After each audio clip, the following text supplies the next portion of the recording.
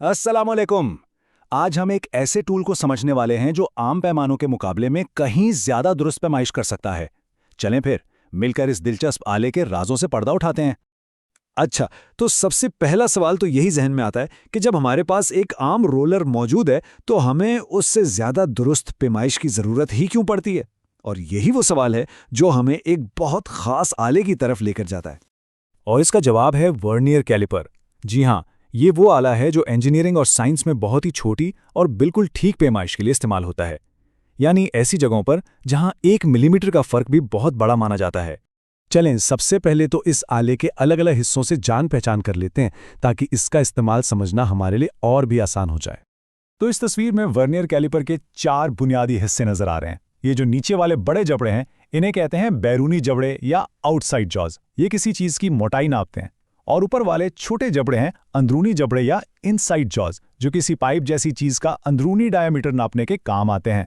इनके साथ ही 2 पैमाने हैं। एक ये लंबा वाला जो हरकत नहीं करता, इसे मेन स्केल कहते हैं, और दूसरा ये छोटा सा जो आगे पीछे होता है, ये रहे वर्नियर स्केल। और सच पूछे तो इसकी सारी किनसंगी का राज इसी में छुपा है। अब आते हैं इस बात पर कि आखिर ये आला इतना खास और इतना दुरुस्त क्यों है। इसकी 2 बहुत अहम वजूहात हैं। एक है लीस्ट काउंट और दूसरी है सिफरी गलती यानी जीरो एरर। लीस्ट काउंट या जिसे कम से कम शुमार भी कहते हैं, दरअसल उस आले की सुपर पावर है। मतलब ये वो सबसे छोटी पैमाइश है जो ये आला बिल्कुल ठीक ठीक कर सकता है। और उसूल बहुत सादा है, ये जितना कम होगा हमारी पैमाइश उतनी ही ज्यादा दुरुस्त होगी। और एक आम वर्नियर कैलिपर का लीस्ट काउंट होता है 0.01 सेंटीमीटर, यानी 1 मिलीमीटर का भी 10वां हिस्सा। अंदाजा करें कि ये कितनी छोटी, कितनी बारीक पैमाइश है। तो ठीक है, पैमाइश शुरू करने से पहले एक बहुत ही जरूरी काम है जिसे बिल्कुल भी नजरअंदाज नहीं करना चाहिए। क्या कोई अंदाजा लगा सकता है कि वो क्या हो सकता है? उसे कहते हैं सिफरी गलती यानी जीरो एरर। मतलब ये है कि जब कैलिपर के जबड़ों को पूरी तरह बंद कर दें तो क्या मेन स्केल और वर्नियर स्केल दोनों के सिफर बिल्कुल एक दूसरे की सीध में हैं या नहीं। अगर वो आगे पीछे हैं तो इसका मतलब है कि आले में एक छोटी सी खराबी है जिसे नोट करना और बाद में अपनी पैमाइश में से निकालना बहुत जरूरी है। यहां जरा देखें, ये जो बाईं तरफ तस्वीर है, इसमें दोनों सिफर बिल्कुल एक लाइन में हैं। मतलब इसमें कोई सिफरी गलती नहीं है। लेकिन दाएं तरफ वाली तस्वीर में देखें, वर्नियर स्केल का सिफर थोड़ा सा दाएं तरफ खिसका हुआ है। इसी को हम मुस्बत सिफरी गलती या पॉजिटिव जीरो एरर कहते हैं। वैसे ये सिफरी गलती 2 तरह की हो सकती है। अगर वर्नियर स्केल का सिफर मेन स्केल के सिफर से दाईं तरफ है तो ये मुस्बत यानी पॉजिटिव गलती है, और अगर ये बाईं तरफ निकल जाए तो इसे मनफी यानी नेगेटिव सिफरी गलती कहा जाता है।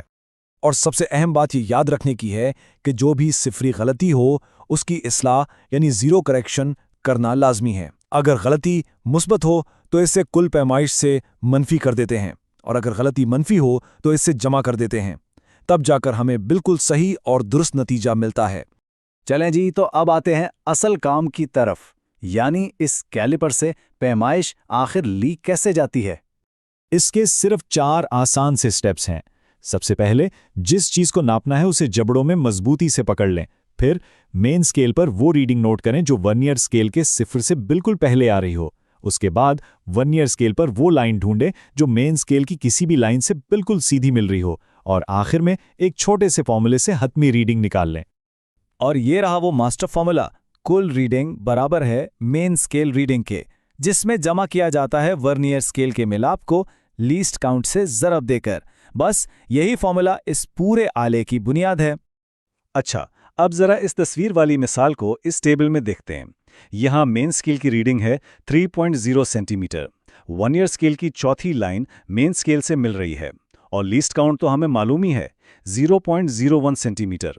तो जब इन सारी कदरों को फॉर्मूले में डाला तो हमारे पास हतमी रीडिंग आ गई 3.04 सेंटीमीटर। देखा कितना आसान है। तो अब हमारे पास एक इंतहाई दुरुस्त पैमाइश आ चुकी है, लेकिन सवाल यह है कि इसका करना क्या है। अरे, इस पैमाइश से तो बहुत कुछ किया जा सकता है। मिसाल के तौर पर अगर हमने किसी गोल चीज का डायामीटर नापा है तो हम फौरन उसका निस्फ करके उसका रेडियस निकाल सकते हैं, और फिर उस मशहूर जमाना फॉर्मूले A बराबर है पाई r स्क्वायर का इस्तेमाल करके उस चीज का क्रॉस सेक्शनल एरिया यानी रकबा भी मालूम कर सकते हैं। आखिर में हर बार बिल्कुल परफेक्ट नतीजा हासिल करने के लिए इन 3 बातों का ख्याल रखना बहुत जरूरी है। 1. जबड़ों को हमेशा नरमी से बंद करें। 2. सिफरी गलती की इस्लाह करना कभी ना भूलें। और 3. इस बात को यकीनी बनाएं कि दोनों जबड़े चीज को ठीक से और मजबूती से छू रहे हों। तो ये था वर्नियर कैलिपर का एक मुकम्मल जायजा। ये एक छोटा सा आला दुरुस्त पैमाइश की एक पूरी नई दुनिया खोल देता है। अब सोचने की बात यह है कि इस नई महारत के साथ वो पहली चीज कौन सी होगी जिसकी पैमाइश की जाए।